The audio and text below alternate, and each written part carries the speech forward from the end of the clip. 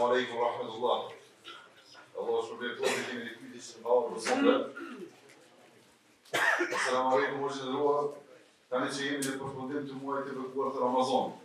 Desha t'ju pyes cilat janë veprat më të mira që duhet të bëjmë në këtë ditë dhe në të fundit, që të përfitojmë sa më shumë shpërblim nga Allahu dhe të na pranohet agjerimi. Allahu i ruaj të nderoft. Wa alaikum assalam wa rahmatullahi wa barakatuh. Bismillah. Wassalatu wassalamu ala rasulillah.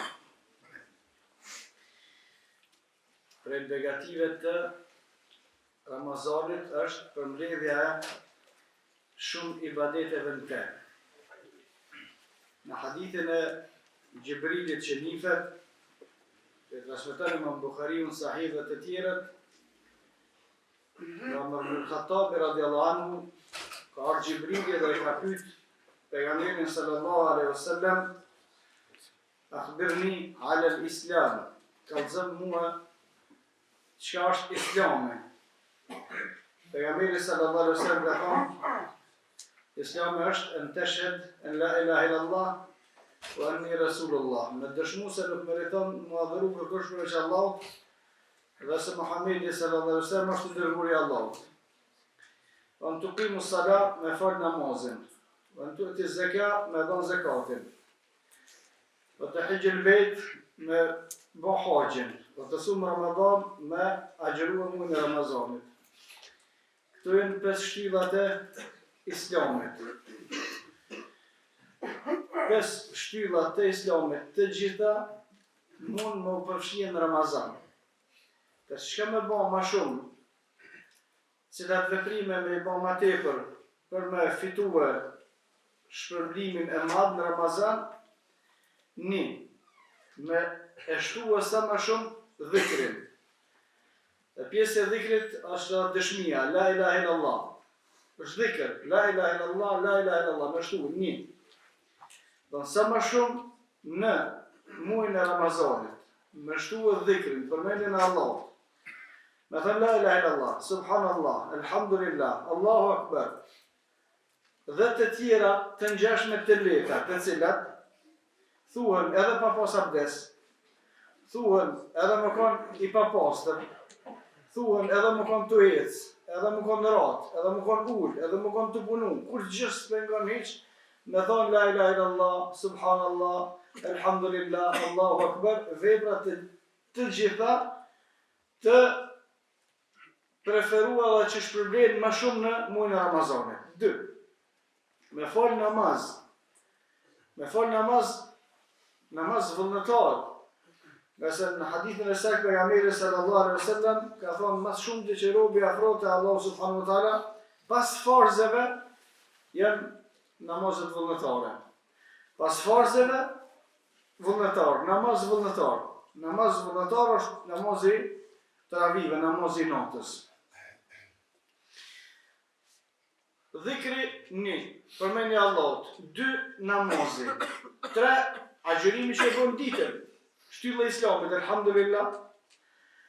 4 nxjerrja, dhënia e sadakave të përgjithshme, kush ka mundësi në Ramazan me dhënë sadaka.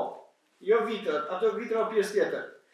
Plus kësajna, shtesë sadakatul fitrit me dhënë veç sadak për shef. Ushqim të fukarave, ushqim të muslimanëve me dhënë iftar. Dhe sadakat të tjera për ata të cilët kanë nevojë. Pastaj, është mirë që me zonë vitin ata të cilët japin zeqat, me zonë vitin nëse është bë dhe hala su bë koha me dhonë zeqatin, me dhonë para koha, me dhonë Ramazan. Pastaj, me bës rregull që me dhonë çdo Ramazan. Edhe gjithmonë nëse jepet në Ramazan del plus, dhe me thonë kur nuk të kalon afati, për shkak se Ramazani çdo herë shkon ka pak ja mor vitit.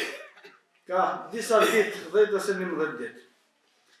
Dhe në argumentet e përgjithshme me që veprat në Ramazan shpërblen më shumë, edhe zekati shpresohet te Allahu subhanahu wa taala që të llogaritet më shumë. Pastaj me e dhënë sadakatul fitrin, Pastaj kush ka mundësi me krye umrën në Ramazan, gjithashtu pejgamberi sallallahu alaihi wasallam ka thonë kush e kryen umrën në Ramazan është sigur me bë haxhin, shpërblimin. Tash kur mlidhen të gjitha, është Ramazani vetmi i cili të bën të gjitha shtyllat e Islamit. Nuk ka një ibadet tjetër që të bën të gjitha shtyllat e Islamit përveç Ramazanit.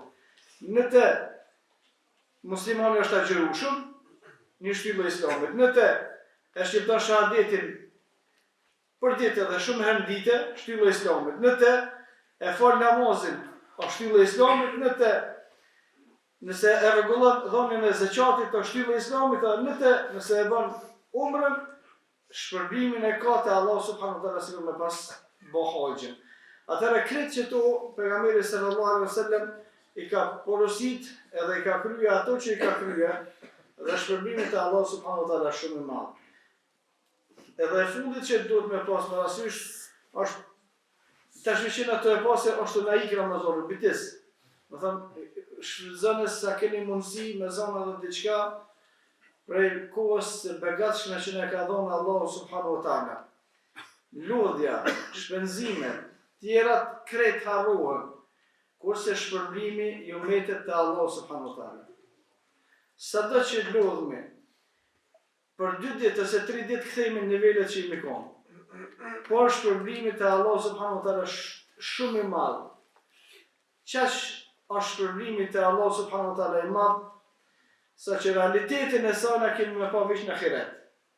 Kërkush në dynjot nuk ka mundësi me mësue, heq kur.